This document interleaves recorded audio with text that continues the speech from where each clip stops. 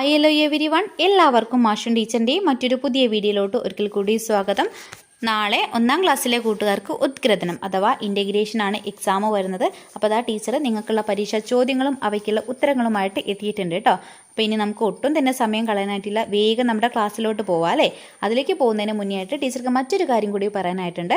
നമ്മുടെ ചാനലിൽ മെമ്പർഷിപ്പ് എടുത്ത് ജോയിൻ ചെയ്ത കൂട്ടുകാരെന്ത് ചെയ്യുക, ഈ സ്ക്രീനിൽ കാണുന്ന നമ്പറിലേക്ക് നിങ്ങൾ വാട്സപ്പിൽ മെസ്സേജ് അയയ്ക്കുക കേട്ടോ. എന്നാൽ നിങ്ങളെ ഏത് ക്ലാസ് ആണോ ആ ക്ലാസ്സിൻ്റെ വാട്സപ്പ് ഗ്രൂപ്പിലോട്ട് ജോയിൻ ചെയ്യിപ്പിക്കുന്നതായിരിക്കും കേട്ടോ. നിങ്ങൾക്കുള്ള കൂടുതൽ വീഡിയോസും കാര്യങ്ങളൊക്കെ അവിടെ അവൈലബിൾ ആയിരിക്കും. അതോടൊപ്പം തന്നെ ഇനിയും ജോയിൻ ചെയ്യാൻ ആഗ്രഹിക്കുന്ന കൂട്ടുകാരുണ്ടെങ്കിൽ തീർച്ചയായിട്ടും ജോയിൻ ചെയ്യുക. നമ്മുടെ മെമ്പർഷിപ്പ് എടുത്ത് ജോയിൻ ചെയ്യുന്ന കൂട്ടുകാർക്ക് സിലബസ് ബേസ്ഡ് ആയിട്ടുള്ള 3 ക്ലാസ്സസ് വീക്കിലി അവൈലബിൾ ആയിരിക്കും കേട്ടോ. അതുപോലെ തന്നെ എക്സാം റിലേറ്റഡ് ആയിട്ടുള്ള സ്പെഷ്യൽ വീഡിയോസും നിങ്ങൾക്ക് അവൈലബിൾ ആയിരിക്കും കേട്ടോ. ഓക്കെ മക്കളെ, അപ്പം നമുക്ക് വേഗം നമ്മുടെ ആദ്യത്തെ പ്രവർത്തനത്തിലോട്ട് പോവാം അല്ലേ. ഇതാര് വരയ്ക്കൂ. കൂട്ടുകാർക്ക് അവിടെ ഒരു ചിത്രത്തിൻ്റെ കുറച്ച് ഭാഗം തന്നിട്ടുണ്ട്. അപ്പോൾ അതാരാന്ന് കണ്ടെത്തി വരച്ചിട്ട് ആ ഒരു ചിത്രം പൂർത്തീകരിക്കാനാണ് പറഞ്ഞിട്ടുള്ളത്. അപ്പോൾ നോക്കിക്കേ മക്കളെ, ഇതിനെ നമുക്ക് ഇങ്ങനെ ഒന്ന് വരച്ച് നോക്കിയാലോ. ആൾ ആരാന്ന് മനസ്സിലാവുന്നുണ്ടോ? നമ്മൾ പരിചയപ്പെട്ടിട്ടുള്ള ഒരാളാണ്, നമ്മുടെ പാഠഭാഗത്ത് പരിചയപ്പെട്ടിട്ടുള്ള ഒരാളാണ്. ആരാണിത്? നമ്മുടെ പട്ടമാണ് അല്ലേ. അപ്പോൾ ആരാണ്? നമ്മുടെ പട്ടമാണ്. ഓക്കെ മക്കളെ, അത് വരച്ചതിന് ശേഷം നമ്മുടെ അടുത്ത് ചോദിച്ചിട്ടുണ്ട്, ഇത് ആരാണ്? ഇത് ആരാണ്? ആരാണ് മക്കളെ അത്? മിസ് പറഞ്ഞിട്ടുണ്ട് പട്ടം എന്ന് എഴുതി പഠിക്കാനല്ലേ. അപ്പം മക്കൾ അവിടെ എന്ത് എഴുതണം? പട്ടം എന്ന് വേണം എഴുതാനായിട്ട് കേട്ടോ. ഓക്കെ, ഇനി അതിൽ മറ്റൊരു ചോദ്യം കൂടിയുണ്ട്. വായിക്കൂ, നിറം നൽകൂ എന്നാണ് കേട്ടോ. വാല് നീല, ചിറക് പച്ച, വരയുടെ മുകളിൽ കറുപ്പ്, താഴെ ചുവപ്പ്. അപ്പം നമുക്ക് ഇവിടെ നമ്മൾ വരച്ചിട്ടുള്ള ഈ ചിത്രമില്ലേ, ആ ചിത്രത്തിന് ഇവിടെ പറഞ്ഞ രീതിയിൽ മക്കൾ എന്ത് ചെയ്യണം?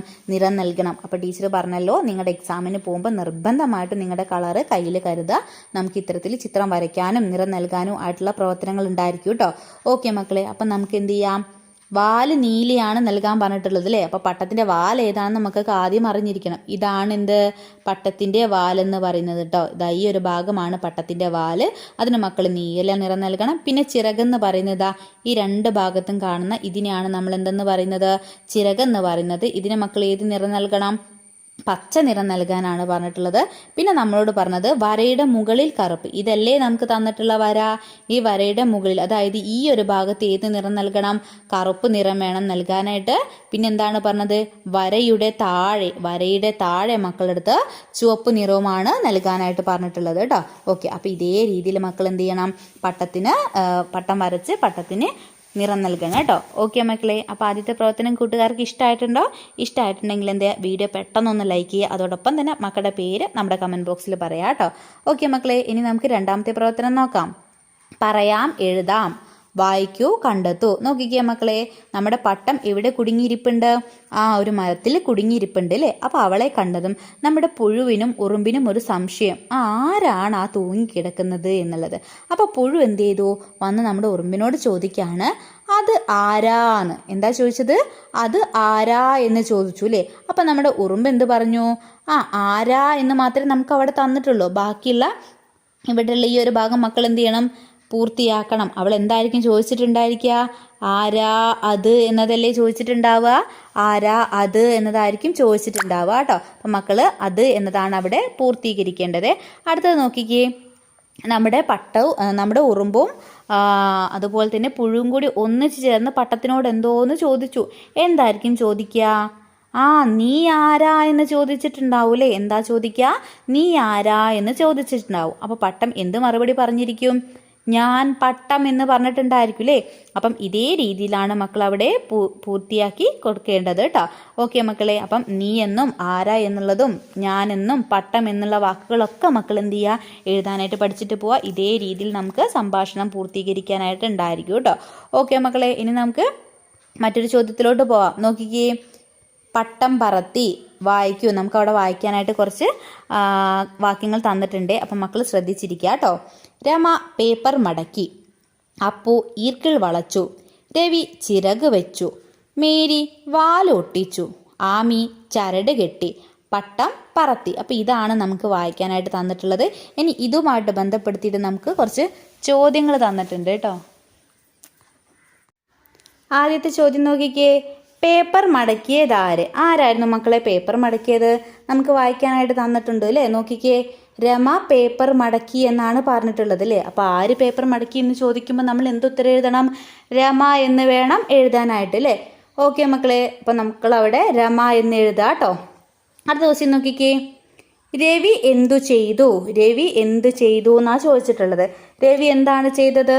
ഇവിടെ നോക്കിക്കേ, ഈ ഒരു വാക്യം രവി ചിറക് വെച്ചു എന്നാണ് പറഞ്ഞത് അല്ലേ. രവി ചിറക് വെച്ചു. അപ്പം മക്കൾ അവിടെ എന്ത് എഴുതണം? ചിറക് വച്ചു എന്ന് വേണം എഴുതാനായിട്ട് കേട്ടോ. ഓക്കെ, ഇനി അടുത്ത ചോദ്യം നോക്കിക്കേ, പടം നോക്കി വരി കണ്ടെത്തൂ എന്നാണ് പറഞ്ഞത് കേട്ടോ. അപ്പം ആ ഒരു ചിത്രവുമായി ബന്ധപ്പെടുത്തിയിട്ടുള്ള ഒരു വരി നമുക്ക് അവിടെ തന്നിട്ടുണ്ട്. എന്താണ് ആ ചിത്രത്തിൽ? ഒരു കുട്ടി ഈർക്കിൾ വളയ്ക്കുകയാണ് അല്ലേ. അപ്പം അതുമായിട്ട് ബന്ധപ്പെടുത്തിയിട്ടുള്ള ഏത് വരിയാണ് നമുക്ക് വായിക്കാനായിട്ട് തന്നിട്ടുള്ളത്? നോക്കിക്കേ മക്കളെ, എന്താണ്?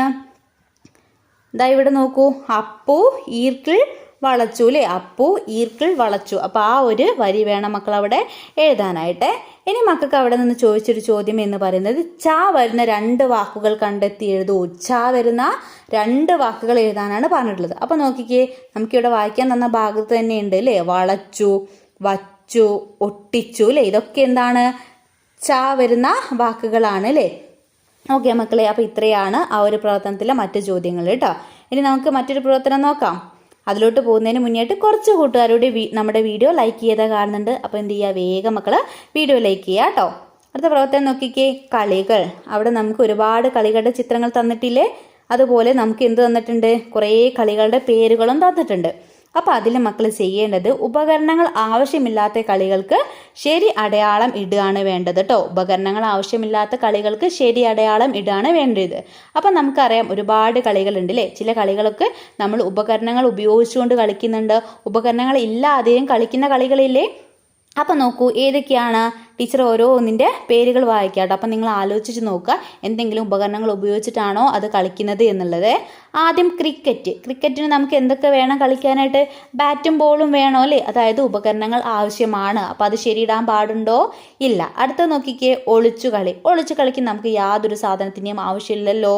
ഒന്നുമില്ലാതെ നമുക്ക് കളിക്കാൻ പറ്റുന്ന കളിയാണല്ലേ. കുറച്ച് കുട്ടികൾ മാത്രം ഉണ്ടായാൽ മതി. അപ്പം അത് നമുക്ക് ശരിയിട്ടൂടെ ഇടാം. അടുത്തത് കബഡിക്ക് നമുക്ക് ഉപകരണങ്ങൾ വേണോ? ആവശ്യമില്ല അല്ലേ. അപ്പോൾ അതിനും മക്കൾക്ക് ശരിയില്ല കേട്ടോ. പിന്നെ വരുന്നത് പന്ത് കളിയാണ്. പന്ത് കളിക്ക് ഉപകരണങ്ങൾ വേണോ അല്ലേ. പന്ത് ആവശ്യമാണ്, അതുകൊണ്ട് നമുക്കത് ശരിയിടാൻ പറ്റില്ല അല്ലേ. അടുത്തത് കഞ്ഞിയും കറിയും വെച്ചു കളി. അവിടെയോ?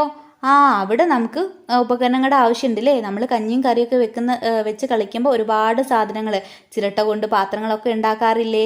അതൊക്കെ നമുക്ക് ആവശ്യമാണല്ലേ. അപ്പോൾ അത് നമുക്ക് ശരിയിടാൻ പറ്റില്ല കേട്ടോ. അടുത്തത് ഏതാണ്? കുളങ്കര കളിക്കുന്ന സമയത്ത് നമുക്ക് ഉപകരണങ്ങൾ വേണോ? ആവശ്യമില്ല, അതുകൊണ്ട് മക്കൾ അത് ശരിയിടുക കേട്ടോ. അത് കഴിഞ്ഞിട്ട് ഏതാണ്? ചാടിക്കളിക്ക് ഉപകരണം വേണോ? വേണ്ട അല്ലേ. പിന്നെ ക്യാരം ബോർഡ് കളിക്കാൻ എന്ത് വേണം? അതിൻ്റെ കോയിൻസ് ഒക്കെ വേണ്ടേ, അതിൻ്റെ ആ ഒരു ബോർഡ് വേണ്ടേ. അപ്പോൾ അത് നമുക്ക് ശരിയിടാൻ പറ്റില്ല കേട്ടോ.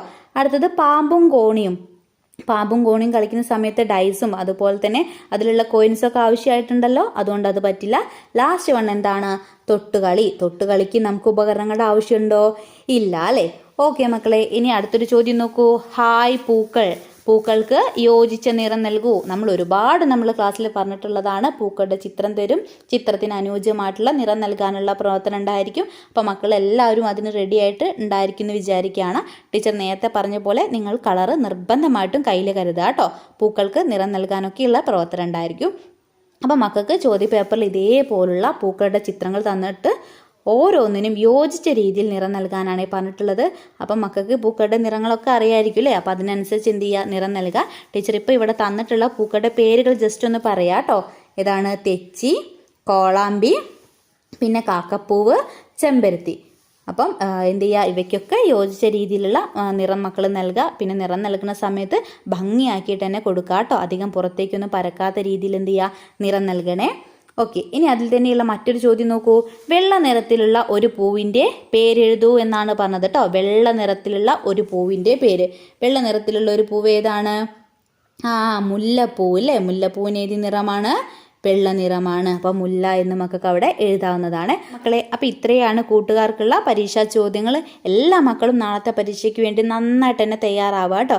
ഓക്കെ മക്കളെ, അപ്പോൾ ഇന്നത്തെ വീഡിയോ യൂസ്ഫുൾ ആയിട്ടുണ്ടോ ഇല്ലേ എന്നുള്ള കാര്യം കൂടി നമ്മുടെ കമൻറ്റ് ബോക്സ് പറയാനായിട്ട് മറക്കരുതേ. മറ്റൊരു പുതിയ വീഡിയോയുമായിട്ട് നമുക്ക് വീണ്ടും കാണാം.